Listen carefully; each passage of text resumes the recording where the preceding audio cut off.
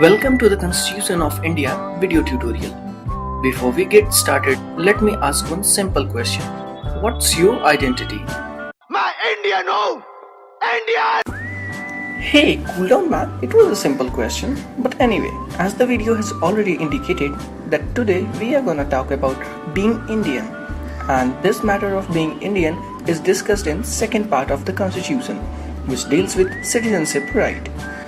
It grants us such powers so that we could proudly say that, yeah, I'm an Indian. So let's get started with it. The second part of the Constitution comprises 7 articles from 5 to 11. But before we discuss these articles, we got to know its unique feature of single citizenship. So here in India, in the eye of law, we are only Indian. We are not Bengali, not Marathi, not Bihari, just Indian. The Constitution of India classifies people residing within its territory into 2 categories. First, citizens, and second, aliens. No. The aliens are not like a man as in PK movie, some extraterrestrial guy. But the person who is not citizen is alien. So aliens are further classified into 2 categories. First, friendly aliens, and second, enemy aliens. Let's get acquainted with these 3 kind of people. First, citizen is the person who enjoy all the civil and political rights offered by the Constitution. On the other hand, friendly aliens are citizens of such countries which have friendly relation with India, and enemy aliens are citizens of such countries which is at war with India. So when we talk about basic differences between friendly aliens and enemy aliens, we see that enemy one enjoy lesser right than the friendly ones. For example, enemy aliens do not enjoy the right of protection against arrest and detention.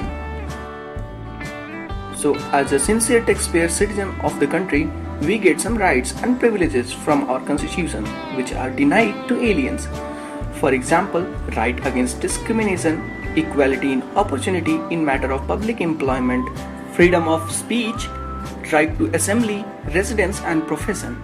Of course, right to vote, right to contest election and hold certain public offices like office of President, Vice President, Judge, Governor, Attorney General of India and Advocate General of State.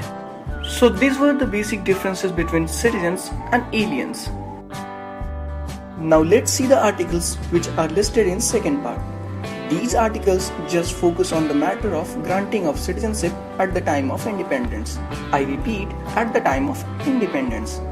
So it identifies 4 categories of persons which become citizen of India at the time of commencement of the Constitution, that is on 26 January 1950. And these 4 categories are discussed in 4 articles from Article 5 to Article 8.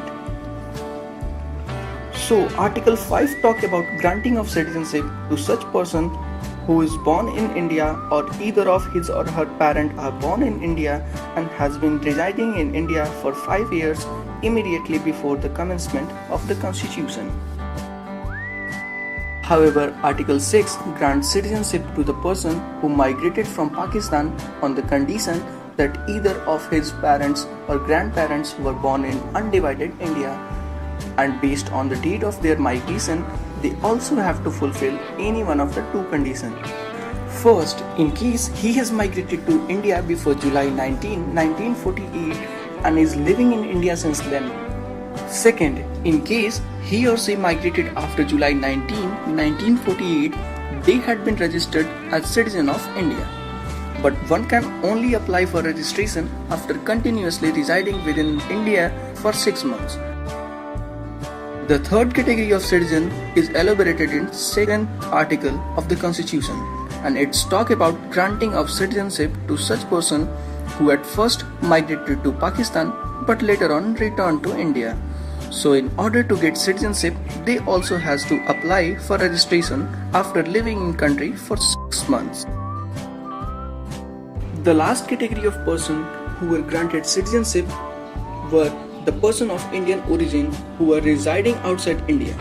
Such persons have to register themselves as Indian citizen by the diplomatic or consular representative of India in the country of their residence, whether before or after the commencement of the Constitution. So So these were the 4 categories of person who were granted citizenship right at the time of commencement of the constitution. So now we will see what are the other provisions with respect to citizenship discussed in this part. We will start with Article 9, which says that if any person voluntarily acquires citizenship of any foreign country, he forfeits citizenship of this country. So as soon as you accept citizenship of any other country, you cease to be citizen of India, and you will no longer have the right to say, My India, no! India! Moving on, Article 10 says that every Indian citizen will remain Indian citizen and his citizenship right will be subject to the provision of any law made by Parliament. But all these above mentioned articles are silent on the issue of acquisition and loss of citizenship after 26 January 1950. So there is a provision of another article, which is Article 11, and it empowers Parliament of India to enact any law in respect of acquisition and loss of citizenship. And the Indian Parliament enacted one such law in 1955. So this was the second part of the Constitution. My upcoming video will be on Indian Citizenship Act 1955. Thanks for watching this video. I hope you like it. Do hit the like button, share it and subscribe to my YouTube channel yours truly for more such videos. Have a nice day.